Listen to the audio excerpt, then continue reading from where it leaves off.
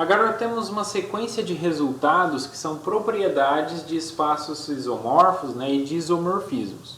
Então, começando, a primeira proposição aí diz o seguinte: se eu tenho T de U em V, um isomorfismo, então a inversa também é um isomorfismo, certo? Porque se eu tenho uma transformação linear, se ela é bijetora, significa que existe aplicação inversa.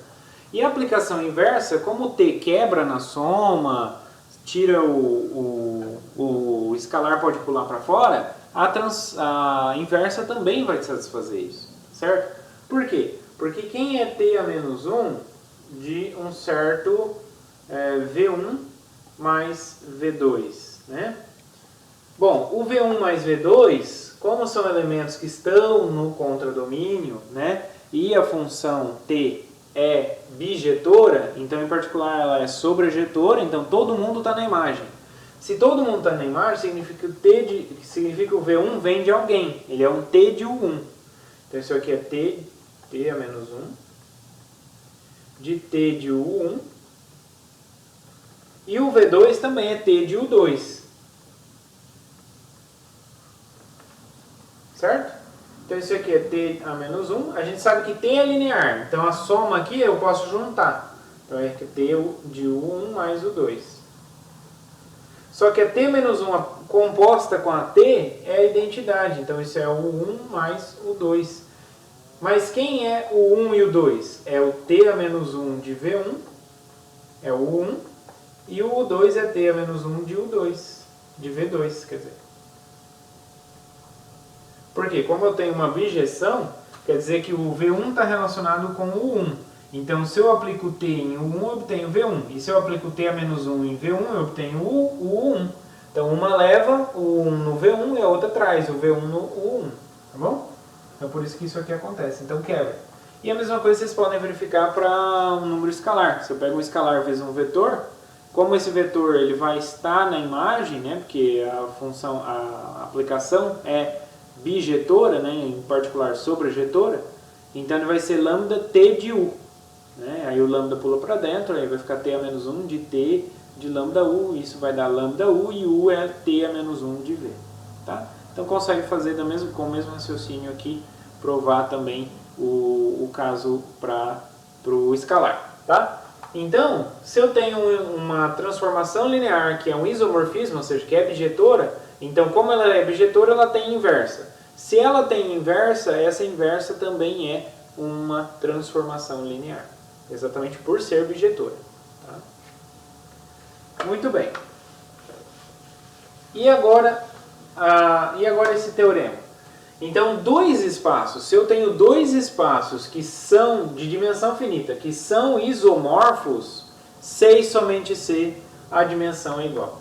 Então eu posso verificar, eu posso pensar, como que eu sei se dois espaços vetoriais são isomorfos? Só calculando a dimensão deles. Se tem a mesma dimensão, acabou. Por isso que é um teorema bem forte também. Tá? Então, por exemplo, tem na lista de exercícios, por exemplo, se eu quero saber, mostre que tais espaços vetoriais são isomorfos. Para mostrar que dois espaços vetoriais são isomorfos, é só mostrar que eles têm a mesma dimensão. Tá bom? E por de onde isso vem? Né? Bom, a gente viu que se eu tenho uma transformação, se eu tenho um isomorfismo, o inverso também é um isomorfismo. Né? E aí a gente viu lá pelo corolário do teorema do núcleo da imagem, que falava o seguinte, que se eu tivesse uma transformação entre dois espaços vetoriais de mesma dimensão, então se elas têm a mesma dimensão, então ela vai levar a base de um na base do outro. Certo? Então, quer dizer que se eles têm a mesma dimensão, então vai levar base em base, então vai ser bijetor. Então a inversa também vai ser uma transformação linear.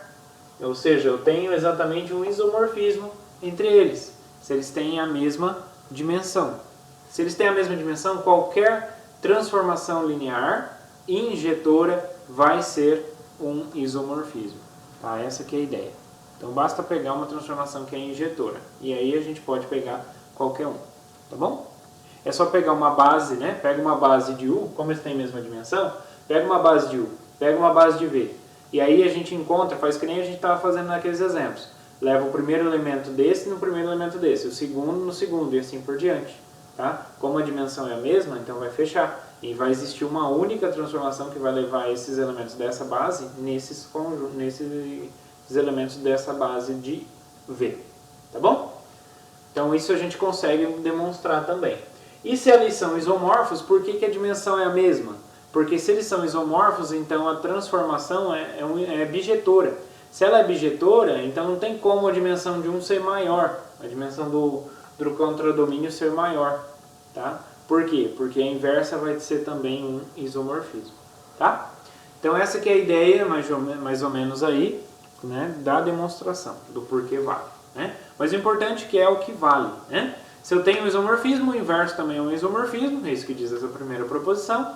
Depois o teorema diz o seguinte, que dois espaços vetoriais vão ser isomorfos, se somente se tem a mesma dimensão. Então com isso eu consigo classificar todos os espaços vetoriais por meio de isomorfismo. Né? Então se eu coloco, por exemplo, se eu faço uma estante, né, onde cada gaveta eu vou colocar espaços vetoriais que tem que são isomorfos, o que vai acontecer? Eu vou colocar todo mundo que tem a mesma dimensão. Então, por exemplo, na caixinha 0, todo mundo com dimensão 0. Na caixinha 1, todo mundo de dimensão 1. Na caixinha 2, todo mundo de dimensão 2. E assim por diante. Tá? Eu posso montar essa minha prateleira. Ok? Muito bem. Então, o corolário aqui vai dizer o seguinte, que um representante dessa gaveta vai ser o Rn. Né? Então, o representante da gaveta dos espaços vetoriais de dimensão n vai ser o Rn. Isso se for espaço vetorial sobre R, é claro. Se for espaço vetorial sobre C, seria o Cn. Tá? Então, isso que diz esse corolário, que todo espaço vetorial sobre K, de dimensão n, né, maior ou igual a 1, ele é isomorfo ao Kn.